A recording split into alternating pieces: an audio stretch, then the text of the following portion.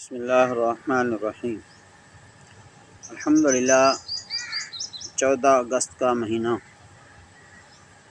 شروع ہے۔ اس ماہ اگست میں ہر بندے کا ایک جوش خروش ہوتا ہے، کیونکہ اس کے 14 اگست کو اللہ تبارک و تعالی نے ایک عظیم نعمت عطا فرمائی تھی پاکستان کی۔ ہمارا پیارا وطن ملک پاکستان آزاد ہوا تھا ہندوستان سے، اور ایک علیحدہ ریاست کے حوالے سے تشکیل دیا گیا تھا، لیکن جو خواب تھے وہ تو ابھی تک نظر نہیں آئے۔ اللہ تبارک و تعالی انشاءاللہ وہ خواب سچے ہمارے کرے گا، اس ملک پاکستان کو انشاءاللہ استحکام عطا فرمائے گا، اور انشاءاللہ نظام مصطفیٰ کا نفاذ بھی ہوگا۔ جو قربانیاں دی گئی تھیں وہ انشاءاللہ رنگ لائیں گی۔ انشاءاللہ آپ محنت کرتے رہیں، کوشش کرتے رہیں نظام مصطفیٰ کی خاطر۔ تو بہرحال اس 14 اگست کے مہینے کے اندر ایک شجر کاری مہم بھی شروع ہوتی ہے۔ تو الحمدللہ تمام تحریکیں، تنظیمیں مختلف یہ شجر کاری مہم میں حصہ لے رہی ہیں اور کر رہی ہیں۔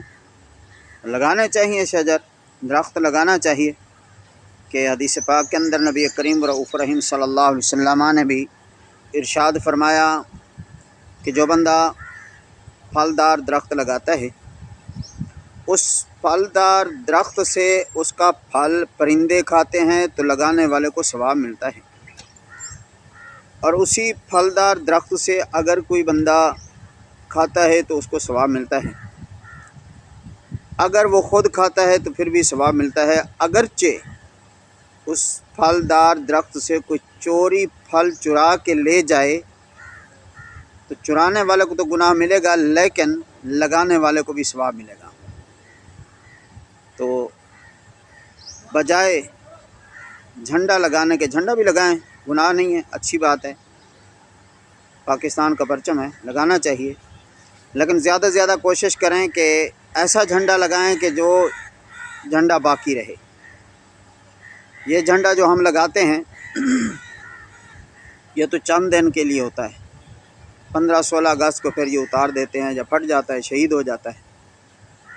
تو ایسا جھنڈا لگائیں کہ جو باقی رہے، ہمیشہ رہے۔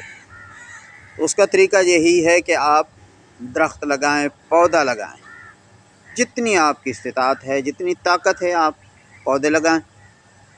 جس طرح جھنڈا ہوتا ہے نا، نیچے اس کے ڈنڈا ہوتا ہے، اوپر جھنڈا ہوتا ہے، ایسے ہی درخت بھی نیچے ڈنڈا ہوتا ہے، اوپر جھنڈا ہوتا ہے، اور جیسے وہ سبز ہوتا ہے تو یہ بھی سبز ہوتا ہے، لیکن وہ جھنڈا ختم ہو جاتا ہے، یہ جھنڈا باقی رہتا ہے۔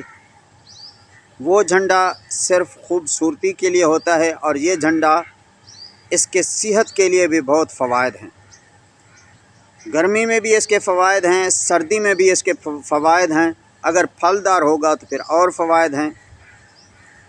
آکسیجن یہ ہمیں دے گا تو اور فوائد ہیں، کاربن ڈائی آکسائڈ کھائے گا تو یہ بھی فوائد ہیں، اور ہریالی ہوگی تو اس کے بھی فوائد ہیں، اور ہریالی کو کوئی دیکھے گا تو اس کی نظر تیز ہوگی، اس کا بھی فائدہ ہوگا۔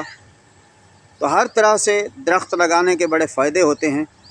جو جہاں رہتا ہے گھر میں لگائے، اپنے ادارے میں لگائے، اپنے آفس کے سامنے لگائیں، اپنی زمین میں لگائیں۔ اگر کسی کا کوئی پلاٹ بھی نہیں ہے، گھر میں بھی لگانے کی جگہ نہیں ہے، تو نہر کے کنارے پر لگا دیں، اس کو پانی ملتا رہے گا، انشاءاللہ وہ درخت بن جائے گا اور آپ کو ثواب ملے گا۔ تو یہ کام ضرور کرنا چاہیے۔ جزاک اللہ خیرہ۔